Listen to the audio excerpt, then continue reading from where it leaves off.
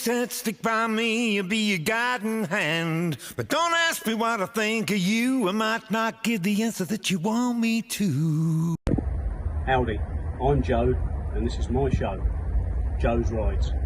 In these videos, myself and my glamorous assistant Caden will show you what we get up to in my workshop in town, repairing mostly Land Rovers, along with a few classic cars, hot rods, American cars, all sorts. We'll also do some videos from my workshops at home, where you will see some of my projects, more cars, bikes, hot rods, odds and sods, you name it. So if you like petrol, oil, dirt and beer, then tune in. If you're a bit woke, left wing, if you believe in climate change or you're vegan, then fuck off! Okay, so today we've got this td5 90 in with a problem, and the problem is, well, basically it doesn't start and it's broken down on the guy. Now, there's lots of things on td5s that can all produce the same kind of fault, so it can be difficult to diagnose these sometimes. But I'm going to plump here for the fact that the fuel injector washers have failed. td5 is quite unlike a lot of other engines in that the injectors are actually, the fuel injectors are actually inside of the engine effectively, and the fuel is delivered to them not down a pipe, an external pipe like a lot of older diesel engines. There is a drilling down the cylinder head which feeds the injectors their fuel.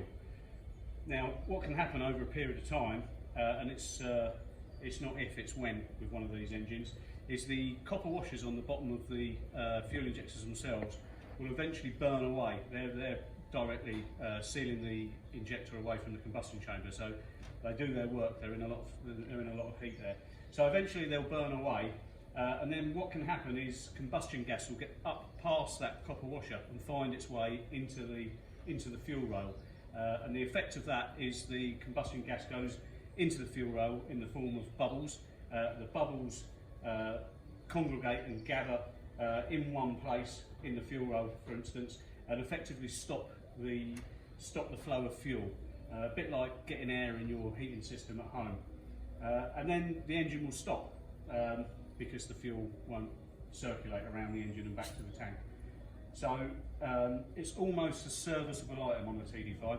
The effects of it are, obviously the car can just leave you at the side of the road. Sometimes those aforementioned bubbles will slowly disperse, and after a period of time the car will start again.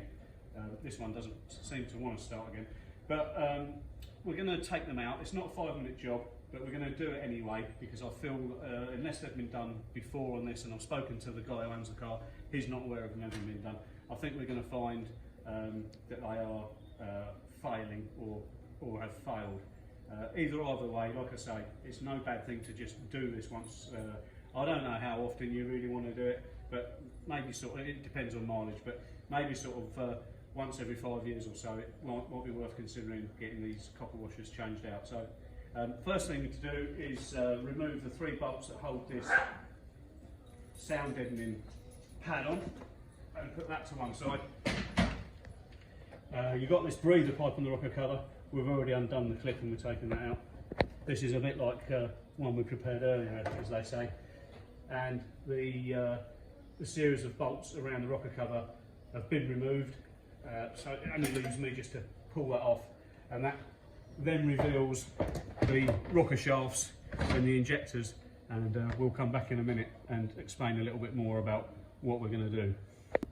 Okay, again, quite a unique thing with the td5 engine. We've got a mechanically driven rocker shaft here, which compresses the fuel in the fuel injectors, and then the fuel injector is told when to release that pressurised fuel by the ECU. So we've actually got injectors inside of the engine. We've got the wiring for the injectors inside of the engine. This wiring loom, injector harness, injector loom, if you want to call it that, is also a cause of problems on a td5, and I'm probably going to replace this again as a matter of course. It's another not if, when situation that can occur with this causing problems with the engine running, and I'll go into that possibly later on this video. But for now, The next thing we're going to do is we're going to remove this rocker shaft, which is held down with a series of 8mm bolts. Once we've got that out of the way, we've got a special puller that we use to remove the fuel injectors. We also need to remove these plugs and this wiring harness off the fuel injectors to enable us to remove those. So we'll get this rocker shaft off. We will take these plugs off the injectors and remove this wiring harness, and then we'll come back. So as we're showing you, we're taking the acoustic sound deadening cover off, then the rocker cover, and then we have removed the rocker shaft, and we've removed the wiring harness for the fuel injectors. So the next step is holding each one of these fuel injectors down is a clamp, a forked clamp, again held down with an 8mm bolt. So we need to take all these clamps off, and then we're going to use a special tool to remove these injectors, and we'll come back to showing you that. Okay, so now you can see the components that we've removed so far to get access to our fuel injectors on the td5. So this roller rocker shaft here is the shaft that is used to activate the plungers to compress the fuel on the injectors themselves. This shaft is held down with these M8 bolts. I really recommend that when you refit this shaft, you use new bolts. It's quite often the case that when you torque these bolts down, that they will snap, and then you've got a pain in the arse of trying to get the broken ones out of the cylinder head. So treat yourself to a set of new bolts. You'll thank me later for it.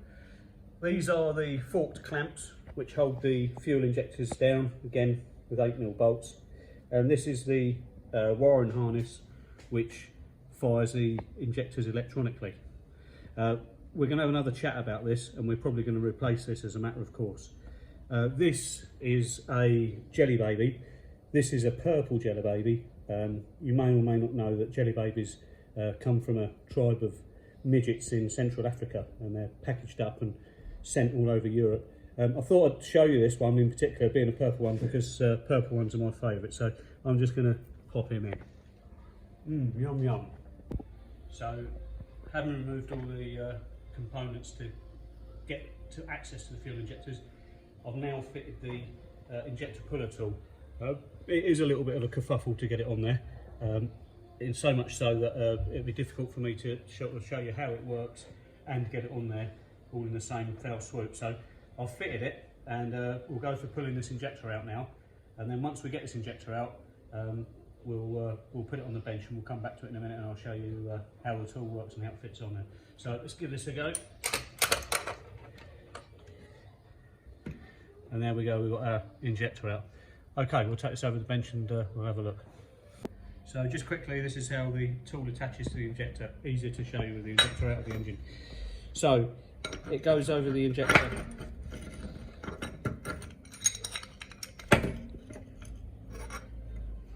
Like so, in two halves. And then you connect the slip ring. And then we connect the slide hammer part of it to that slip ring. And then once that's in place, you can bang on the slide hammer and pull the injector out of its port. Now, worryingly, I've just taken this one out. Let's get rid of this puller. And it's this injector washer on the bottom here that we're interested in.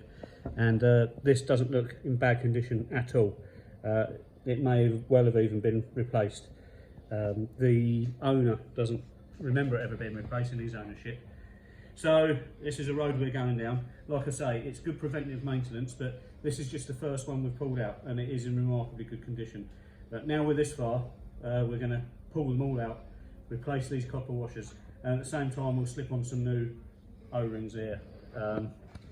So we'll get on with that and let you know if we find any of these damaged. I really hope I do, but it's not looking promising. So I'll just quickly show you how to replace the copper washer on the end of the injector and the O-ring. Now this all may seem sort of fairly straightforward, but there is a reason why I'm going to show you how to do this, because there is something quite important involved.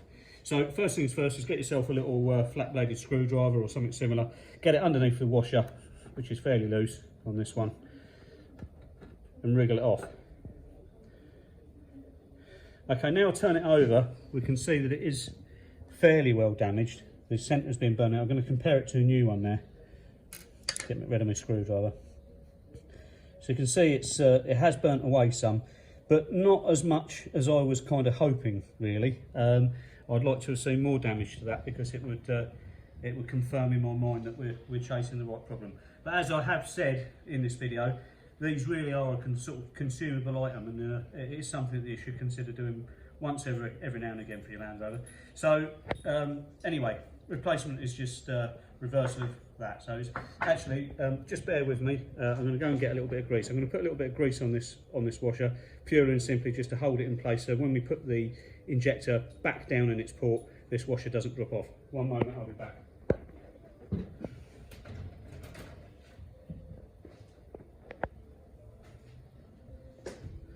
So there we go, we'll just put a little bit of grease around there and push him back on snug, and that grease will just hold that there. Now then,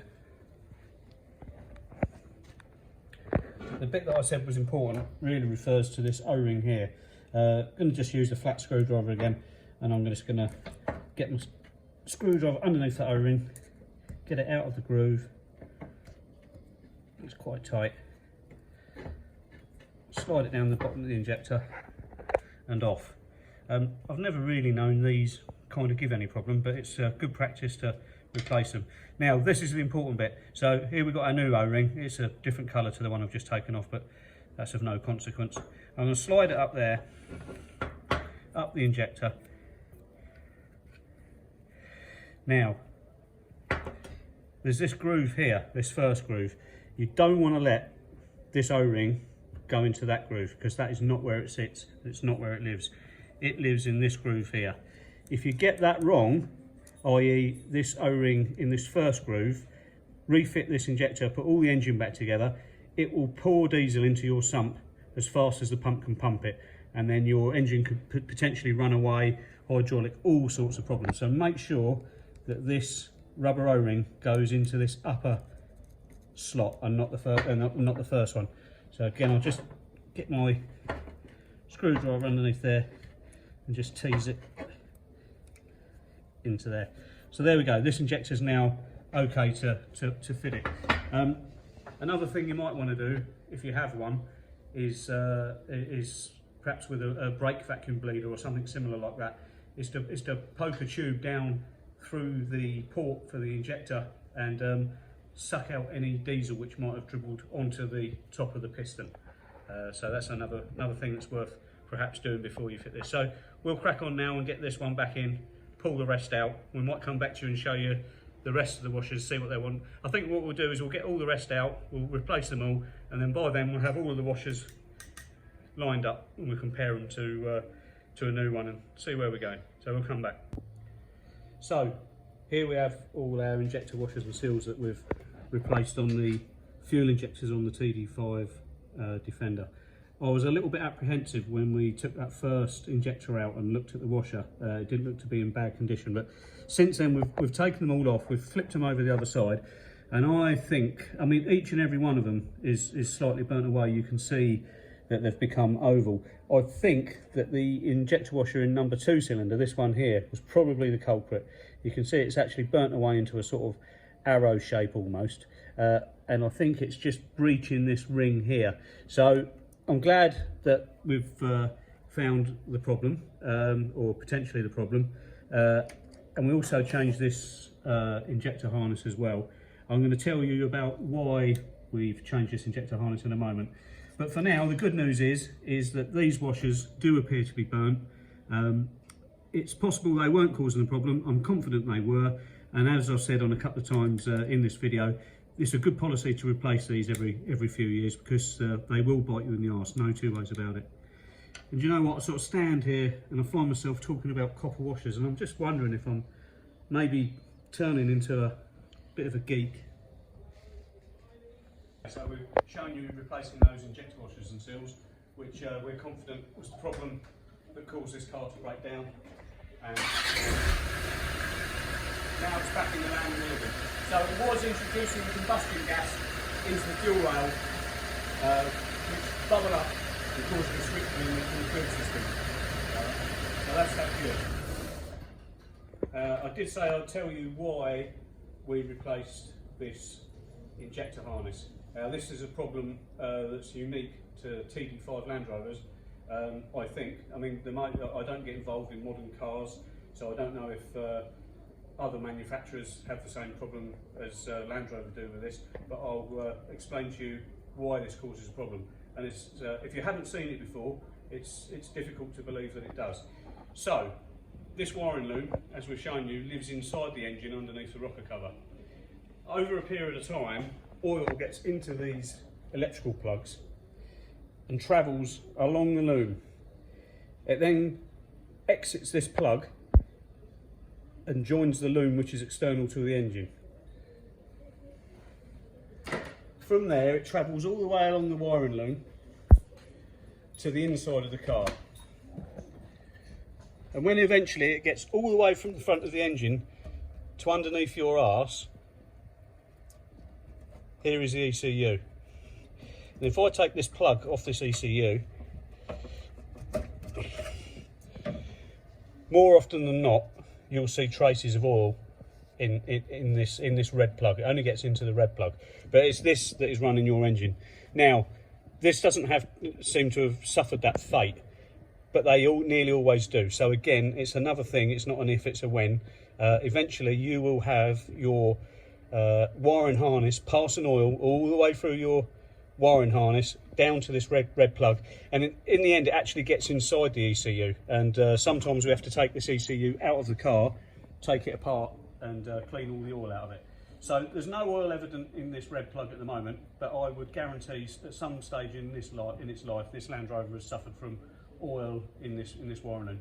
I've actually seen them so bad that people have bought me Defenders in, telling me that they've got an oil leak from underneath the seat area of the car, and that's how much oil they can pass.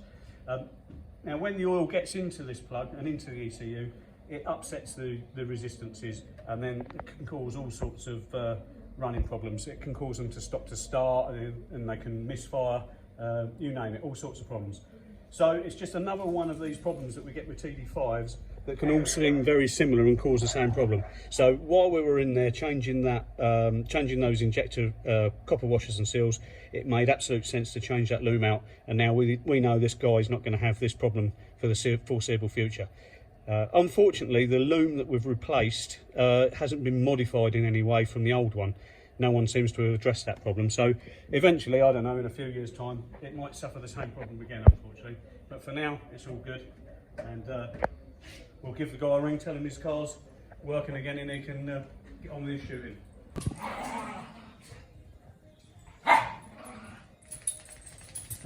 The dogs are having fun.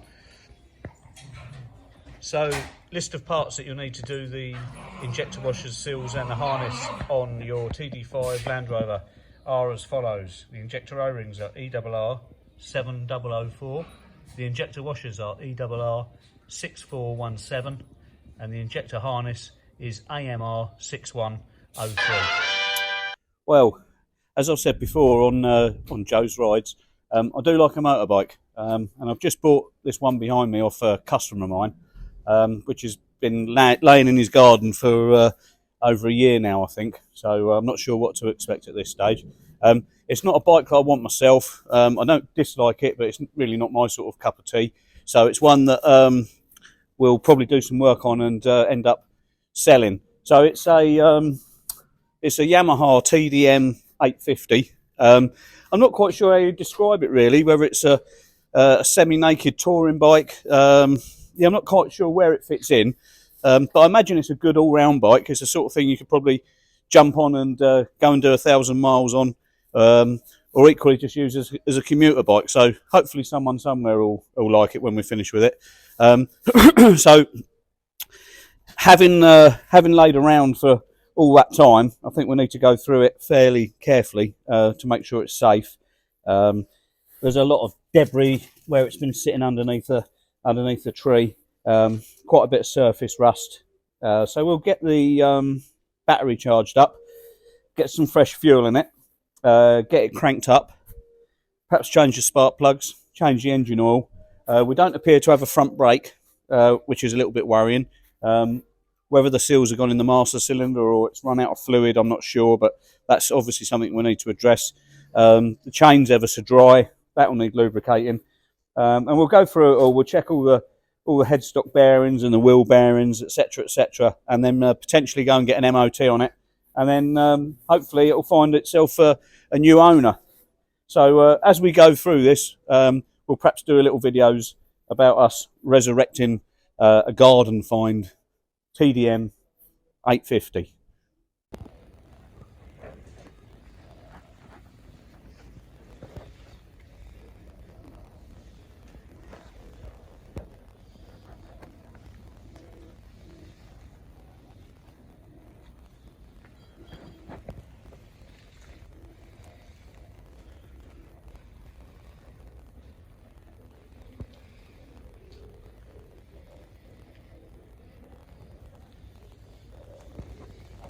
So I'm just in between jobs quickly here in the workshop, and I thought I'd take a quick look at the Yamaha TDM, which I think I mentioned has come to me with no front brake at all. Now that may be why this was laid up in the garden by the previous owner. He didn't tell me that. He did mention that the front brake didn't work, but he didn't tell me if that's why it was laid up. So it's a little bit intriguing and possibly a little bit worrying, but I've filled the brake fluid master cylinder reservoir up with fluid, and it's slowly taking some fluid, and there's some air bubbles appearing as I pump the brake. But what's troubling me a little bit is there's no evidence or signs of any external leaks whatsoever. So I've been quite diligent and had a look at the flexi hoses. I've had a look at the calipers and everything in between, and I can't see any signs of a fluid leak. So where all this fluid has gone is a complete mystery. So I think I'm just going to have to bleed the brake up for now. We're still yet to wash the bike off, and then we'll just have to be really, really careful again and have a good look and see if we can find where this fluid's gone. It may be that I'm not getting the full story from the previous owner, and maybe some brake work has been done and not finished, and that might explain it. But it's very strange. So yeah, we'll continue. We'll bleed these brakes up, and then once it's washed, we'll give it another look over and let you know if we find where the mystery fluid has gone. Alright, so I've bled the brake up on this Yamaha, and it's working absolutely fine. Very strange, as I said before, there was no fluid whatsoever in the reservoir, and I can't explain where that fluid's gone. No signs of leaks, and even now I've bled it up and I'm pressurising it, the brake lever. There's still nothing leaking out of any of the unions or the pipes or the calipers, so don't know on that one. Now we're going to give it a really good wash it off and dry it, and then we can have a look at those brakes again to see if there's any leaks, but for now they're fine. Going to spray it all over with traffic film remover, TFR, really good stuff, but if you do use TFR, I suggest you dilute it because it can be quite aggressive, particularly on aluminium if it's put on neat. So yeah, we'll spray it all down, and Caden's going to give it a jet wash, and then we can get cleaning it and have a better look at what we've got, start doing a service on it. Alrighty. Come some of the work gets kinda hard, and this ain't no place to be if you plan on being a star. Let me tell you, it's always cool, and the boss don't mind sometimes if you act the fool at the car wash. Whoa, whoa, whoa, whoa, talking about the car wash, yeah. Come on, y'all, and sing it for me. Car wash. Woo, woo, woo. Car wash, yeah. Okay, so we're moving forward with the Yamaha TDM garden find. Caden's dropped the engine oil out, and as you can see, it's absolutely black as a witch's hat. So that was a good move, and we put some fresh oil in for the new owner. Embarrassingly, I couldn't find where to put the oil in the engine. They normally have a bung on top of one of the crankcase halves, which bung stroke dipstick normally, and then quite often there'll be a window where you can look through to see the oil level, but that's got neither of those. So it took some hunting, but I've actually found it's here underneath the seat. It's got a separate oil tank, which incorporates a filler bung stroke dipstick there. So we've filled it up with fresh oil. We've got the coolant header tank underneath here. That's up to level. And check the rear brake fluid as well. We've been round cleaning a few things, repainting a few things, sorted out an exhaust leak. So we're getting there now. What's left to do? We're going to have to blow the tyres up, lube the chain up, give it one more careful look over. I'll give it a run up the road, and if we're happy with it, then we'll take it for an MOT. It did have a couple of indicators not working, which just needed the bulbs wriggling and fiddling with, really. More than likely just where it's been standing. So yeah, getting there, not far away now. Well, there we go. I think we're pretty much done with the TDM. We've given it a good wash, we've given it a good service, and we've given it a good clean and a polish. And I think you agree, it looks pretty nice now compared to what it was when we dragged it out of that garden. So that just leaves it to take it for an MOT now. Still November, but the sun's out and it's a nice day. Haven't got a helmet with me here at work today, so that might have to be tomorrow perhaps. And it'll be quite nice to give it a ride anyway if the weather stays like this. The MOT place for motorbikes is probably about a 20-mile round trip for me on this, so it'll give it a good road test and I'll enjoy riding it anyway. So yeah, very close now. So I think that's it with the TDM, the Garden Find TDM. We've given it some love, we've got all the brakes working, blown the tyres up, lubricated the chain, changed the oil, given it a good clean, tightened up a few things. And yeah, I think it's ready for its new owner. So now it just leaves me to go and get a fresh MOT on it. The place I get bike MOTs done is not in town here, but it's a little bit of a ride out. It'll take me about 20 minutes to get there on the bike. I guess I'll be there about an hour and then another 20 minutes back on a cold November day. Can't say I'm particularly looking forward to it. This bike has got heated grips, but I think it's still going to be a bit fresh. So anyway, we'll see you in a bit. 2 hours later.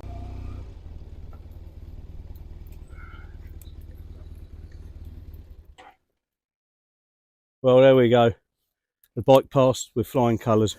I honestly can't recommend riding motorbikes in November. It really makes your eyes sore. Anyway, all done.